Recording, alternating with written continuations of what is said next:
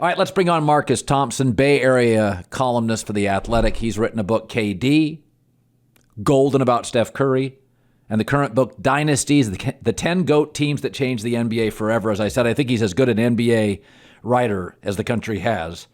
And so it's funny about this series. Quarter to quarter, I'm flummoxed. So this is my granular micro take on it.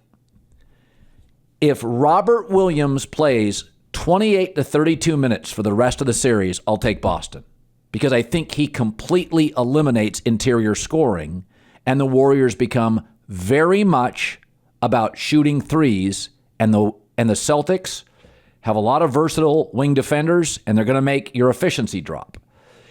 I don't think Robert Williams is going to play the remaining 5 games at 32 minutes. I think he's closer to 15 to 20. And so I still like the Warriors.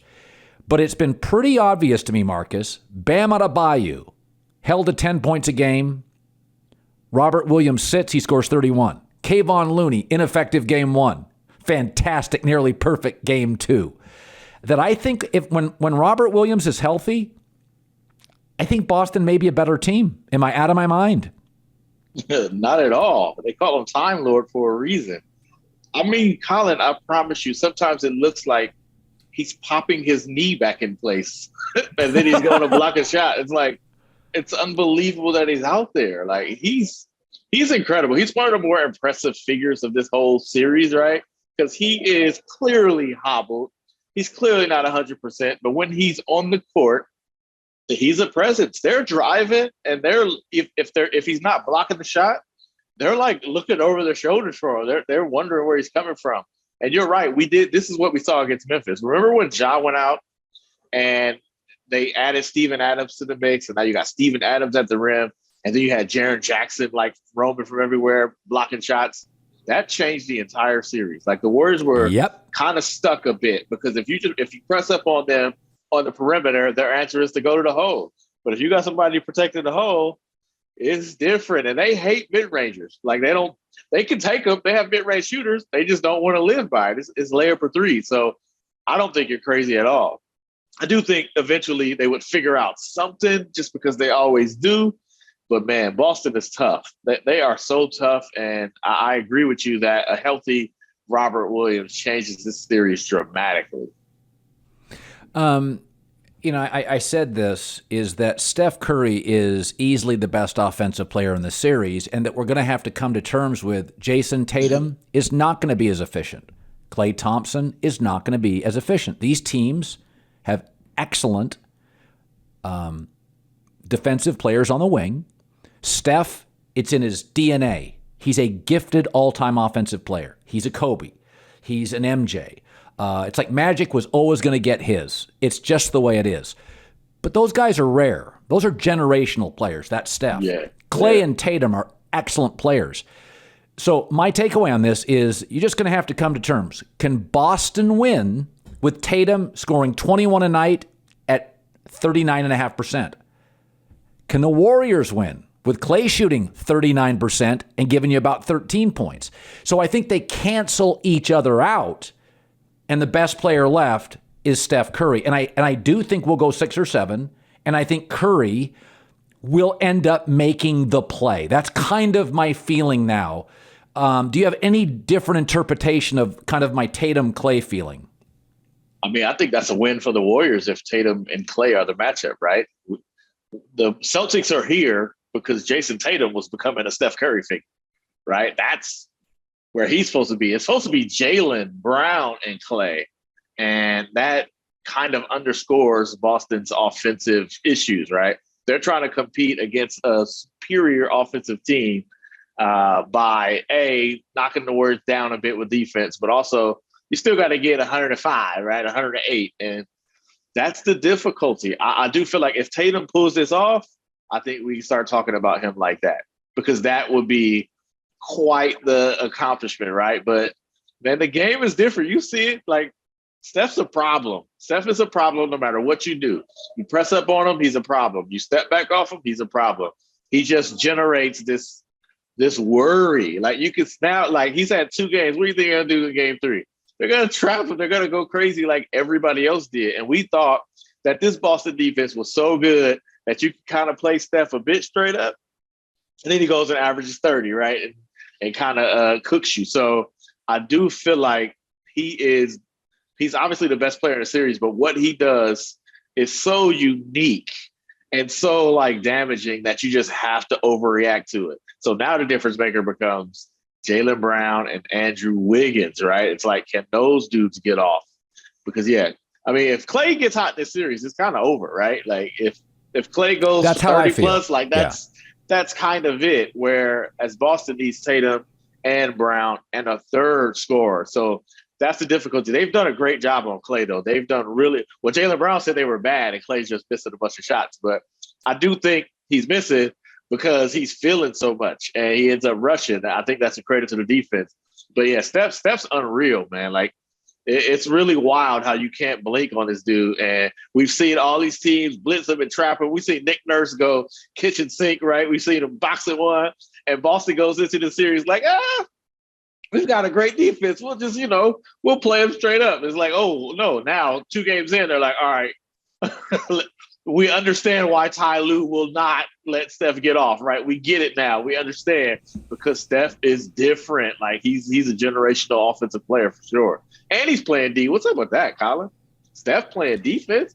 Two-way Steph? Well, no, and I think Kerr has preached this. Is that, guys, we don't have their rim protector. Yeah. We all have to play defense. Everybody. I think they've really committed to that side. That's why I thought Gary Payton II was huge in this series. You have to get him back. Iggy is old. He hadn't played since Denver. This is what's interesting. Of the many things, Peyton's dad played in the NBA. Kerr played in the NBA. Steph played in the NBA, his dad. Clay, dad played in the NBA. Wiggins, professional athletes. His dad played in the NBA too, yeah. Yeah.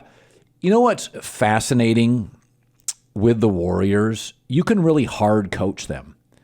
Like, I don't think you can. I mean, I see the Lakers.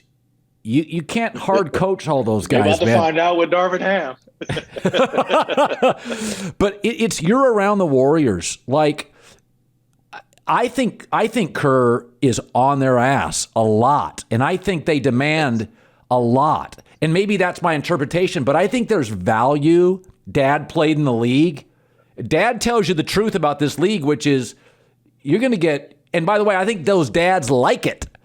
Because I think they see their son making all this money and dad didn't. He's like, coach him hard. Yeah. But I do think part of the Warriors culture is this incredibly deep IQ, EQ from the dad, the mom on. You can just coach them differently. There is something to that, right? Like, I think it starts with Steph. Because if Steph was different, everything would be different. If he's a superstar, if he acted a certain way, it would be much tougher for everybody to fall in line. But because you can coach Steph, right? Like, because, he's Mr. Mid-Major, like, coach get hard on him. Remember his mother was finding him for turnovers, right? Like, his dad told him all about how it goes. Like, that kind of set the tone. But, yeah, I mean, Michael Thompson will throw shade at his own son in a heartbeat, right? He'll point out when Clay's missing layups. Can you imagine what Gary Payton has said to his son? Can you imagine the tough love there? I do think there's something to not just that they were former players, but they're players from a different era where it's like, my son can't be soft, right? Not my son. He's not about to be out here misrepresent my generation and my ilk, That's right? So I do think there's something to that where it's like, hey, I know Klay Thompson is from Rancho, wherever he's from, Rancho, Santa Margarita, whatever, they grew up in these affluent environments. They've had, nice lives. Their parents set them up, but they're not going to be soft. That's not happening. That's what Gary Payton told his son. You're not about to be, I know you're not from the hard scrabble streets of Oakland, but you're wearing that Payton name. You better get out here and play hard. And they all do kind of have that, right? Like, Steph will never stop coming at you, ever. And he went to Charlotte Christian. Right? He's from the right side of the tracks, right? But I do think their fathers kind of put that in them, that 90s basketball. And who's more 90s basketball than Steve Kerr? Like, he fought Michael Jordan. He will fight all of them dudes, right? Like, remember when Mike Brown, Steve Kerr caught like COVID and Mike Brown had to fill in? And there were moments where it was like, here's where you miss Steve. Because Steve will call a timeout and cuss the whole team out, right? Steve will call out Steph for the turnovers. He will go off on Draymond. Whereas Mike Brown is like, all right, I'm going to trust that these guys figure it out. And that's where you kind of really felt Steve Kerr's impact. He don't care about, like, your feelings. He going to tell you what it is. He going to call you when you're wrong. He going to get on his superstars. And when he wrong, he's going to call it. But he doesn't care about that. That dude played with Michael Jordan. Like, he ain't worried about the feelings of his players, for sure. Yeah. It's what happens in sports is we tend to overreact. And it's always been inches, not feet. No, Tom Brady, are you sure? We don't overreact. Brady, outside of the Rams Super Bowl, Brady could have lost all of them, or he could have won all of them. And so it kind of is reasonable. He should have lost a couple of close Super Bowls, right? Like, whereas Jordan, I always felt his team was really better. So if the Warriors win, I feel this Warrior team is a little just a year too young, Moody, Kuminga, with a couple of their players. Yeah. And then they're a little too old, Steph, Clay, Iggy. But yet they're just so buoyant. They're so smart. They you know what I mean? They just keep, they don't, the they get rid of their anchors. Is perfect, huh? The median age is perfect. Yeah. Right. So they just keep everything floating. They just kind of figure shit out, right? Yeah. But it's interesting. If they lost this series, there'd be a change made, even for a franchise that doesn't overreact. And I'm thinking, if let's say they lose the series, Clay doesn't play well, what do? They got a lot of young players that are really interesting, and they're getting really expensive with their old players. Everybody says you can't break them up, and I'm like, you know how many times I've heard that shit? You lose a title game, and you have 4 expensive stars, and one of them doesn't play well. People overreact. I don't know that they do this time, because I don't think the expectation was a championship. So they're already, in a sense, playing with house money. I think from that standpoint, they thought they'd be good again. If they lost in the West Finals to Phoenix, say, right? Phoenix was the best team in the league before Dallas, exposed them. I feel like they look at this and say, all right, we're back. I mean, they went from not making a play into the West Finals. The thing that gives them patience, right? That gives them a chance to have patience is the money that kick in, like the new money won't kick in until the next season, not this next season, but the one after that. That's when Jordan Poole's money will kick in. And that's the big money you're talking about. And also, if Clay finishes the series not playing well, Draymond finishes the series not playing well, what can you get for him on the market? The best thing you might be able to do is run it back and hope Clay in his second year will be more healthy. It'll be tough to move him. But I do feel like, from all the talk that I've heard, this season reminded them or was confirmation that they can win a championship again. Even if it's not this year, they're back in the mix. So now you're running back next year, right? You got Wiggins in a contract year. Even if you re-sign Poole, that wouldn't kick in for 2 years. So, financially, they're still basically in the same situation. The question becomes, how do you add what you need, right? Now, if they lose the finals, it's like, you need to get some rim protection, right? You can use another wing. How do you get that? And that's where you need the rookies to advance. So they kind of are in a situation where I don't know it would benefit them if they overreacted. Who's the player they could go get that's better than what they have? So they might be well positioned. The question is what happens in 2 years, or if they decide to re-up Wiggins, right? Now you got Wiggins getting new money and Jordan Poole getting new money, and you still got Steph making 50 and Clay 40, right? Then the numbers get crazy. But do you see the numbers they're raking in? They just guaranteed a fifth game, a third game in this playoff series. So that's 4 series with at least 3 games at the highest ticket prices we've ever seen. So money ain't a thing. It's like Joe Lacob is in that video with Jay-Z and Jermaine Dupri. with the top down screaming out money ain't a thing. You know, he can pay it all. Put somebody need to Photoshop Joe Lacob in the drop in the convertible with Jay-Z and Jermaine Dupri. You know, I got to tell you something. This series, I really like Kevin Durant. I like a lot about him. I compare him to Aaron Rodgers a lot, that he is more sensitive, and a lot of people are. That's good. I'm good with it, you know? And I think he really does, deep down, I think he does. I don't think he regrets leaving, but I think he probably looks at himself and says, man, I should have just confronted Draymond, because now he's got Ben Simmons. You got Kyrie. Harden quit on him. You know KD well enough. If the Warriors win that night, to you, what is he thinking? I got to give me a championship. I don't think it changes. You know, I think he still got it. Brooklyn has to win a championship. That's the bottom line, right? And I don't think that changes either way. Maybe it increases the pressure. I don't know. I do wonder about that. Because, you know, man, if the Warriors win a championship, you know they're going to talk, right? Your guy, Draymond Green, is going to be on his show on the Volume Sports, and everybody will hear what Draymond has to say. So I do think it will increase the rhetoric, right, which will increase the pressure. But I don't think it changes the end game. Like, KD want to win a championship, man. He left to win the championship under his own terms and with his guys. I don't think that changes. I definitely think, though, man, you got to wonder about how he gets there at this point, right? Because even if the Warriors win, Boston ain't going anywhere, right? Like, they're not going anywhere. So, and Chris Middleton's not getting hurt again. Yes, right. So, like, you got to deal with it. But, man, KD's about that championship life. So, from that sense, I don't think it changes. I know we will go crazy, right? And he will spend an offseason hearing the comparisons and the constant dialogue. But I don't think it'll change the end game, which is he went to Brooklyn to win a championship.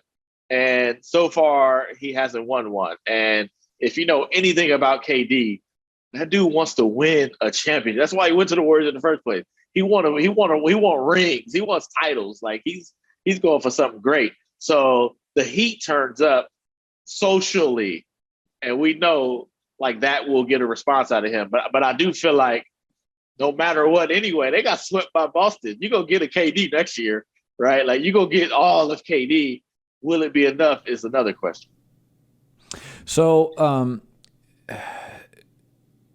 Game 3, it's the old zigzag theory where in the NBA playoffs, the last game dramatically affects the next game. And my feeling is that it got a little chippy with Draymond. And refs do swallow a little. So refs do swallow their whistle in the finals. And in the conference finals, they'll let you play. But there are also guardrails. They want to protect, right? So I tend to think the first half of Game 3, the refs are going to set a little bit of a tone, bring it in a little bit. That's my feeling. And I wonder if Kerr is telling the Warriors that, like, Draymond, that shit ain't going to play. You got to bring that thing in. Because my feeling is Boston felt they were pushed around. They're going to be more physical. The Warriors, is Kerr telling them, guys, you may be careful on this.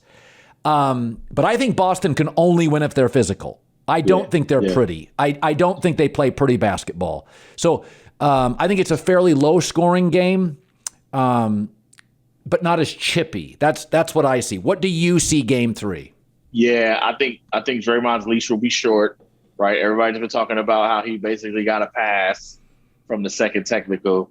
By the way, which I think is soft, wanting people to be ejected. Like, all you 80s and 90s players out here talking about how tough you were, you can't be then asking for a dude to get ejected on a double tech, which is, by definition, soft anyway. I can't stand double techs as it is, but you know what I'm saying? Like, double techs are just like, yo, you got two kids arguing, both y'all in trouble because I don't feel like figuring out who started it, right? Like, that's what a double tech is. So I'm not about ejecting any player. I don't care what team you play for on a double technical foul.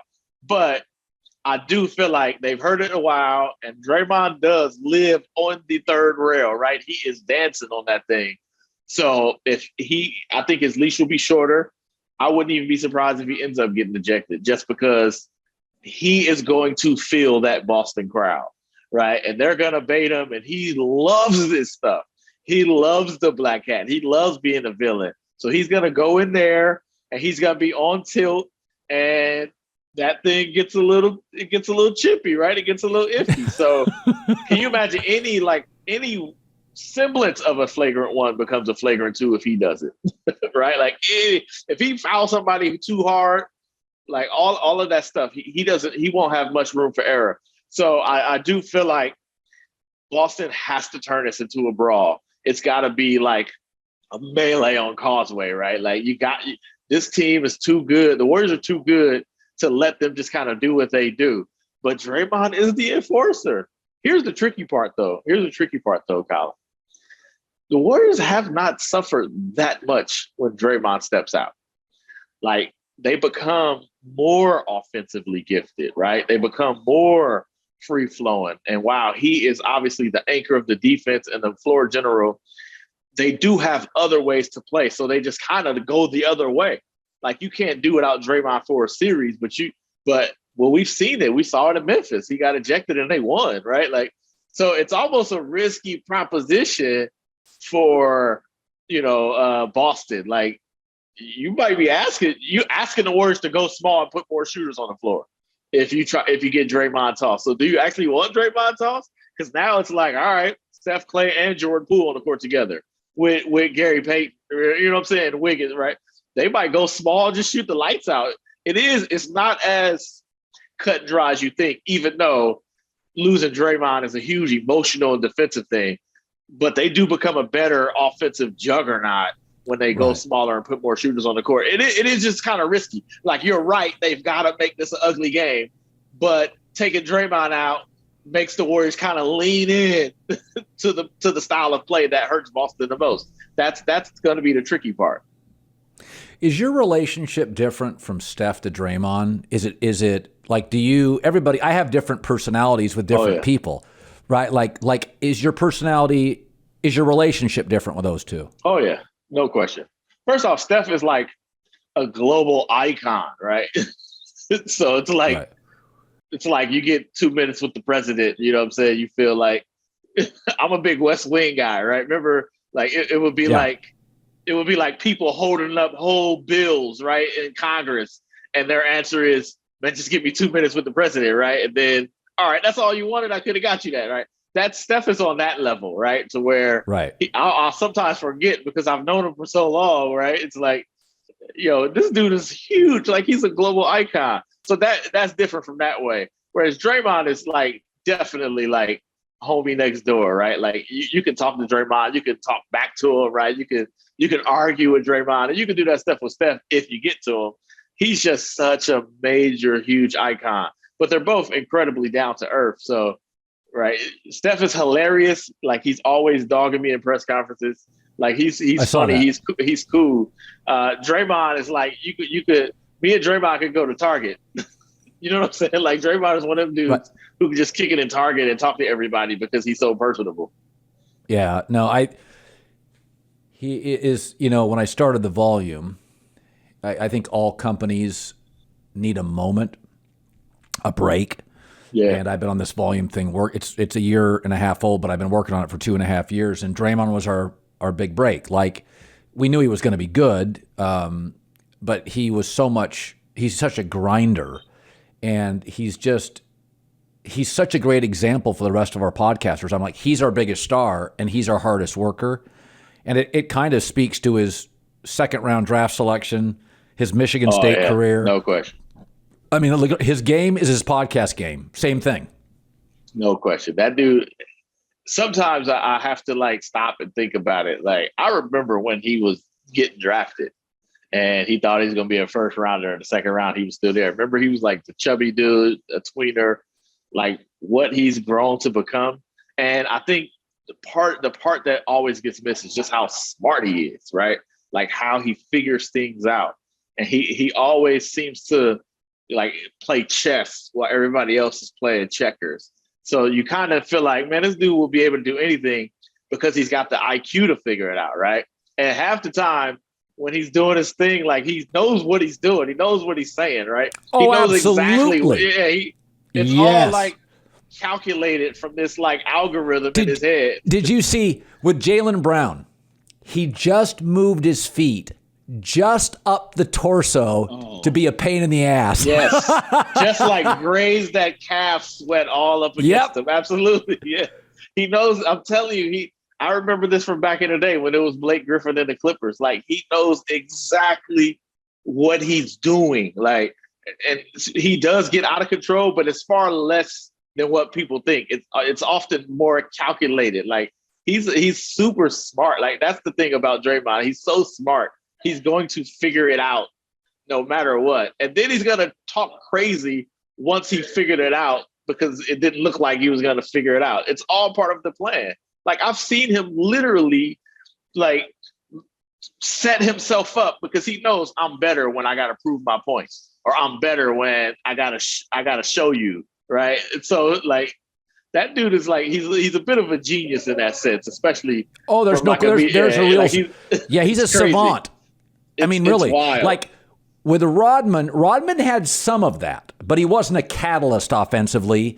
And there were times with Rodman where he just lacked certain personal self-control. I think those moments for Draymond are very, very brief. They're a second, he gets mad, but then he just goes right back to being kind of the ultimate physical manipulator. And also, he like owns his stuff, right? He doesn't duck. You never hear him blame. Like he was the first one. I wasn't good in game one. Like Draymond, he is one of them dudes who kind of, he's just telling the truth because he's too smart to lie. You know what I'm saying? It's almost like I don't need to lie because I can figure it out. I don't need to get out of it because I can figure out the situation. But so he also owns it when he's not ready, or when he's not like on point, but usually he's on point. There's just more times that people understand his craziness is more calculated than it is combustion. Nope. You know what I'm saying? Absolutely. All right, Marcus Thompson. He's got books, KD, Golden, and Dynasties, the 10 GOAT teams that change the NBA forever. We get him about once a month. He's as good as anybody in the country at what he does. You know what else I got, Colin? I got a better background than you. Finally, let's go. Now, time out. Are you at a hotel? I am. I'm in a fancy hotel in Boston. Pinky's out. Let's go. What's the hotel in Boston? It's called The Row. I never heard of it. It's called The Row. It's on something called Assembly Row. I don't know. It's I just saw like a Taibo class outside and I knew I was right at home, just like in East Oakland. Great seeing you, man. Likewise.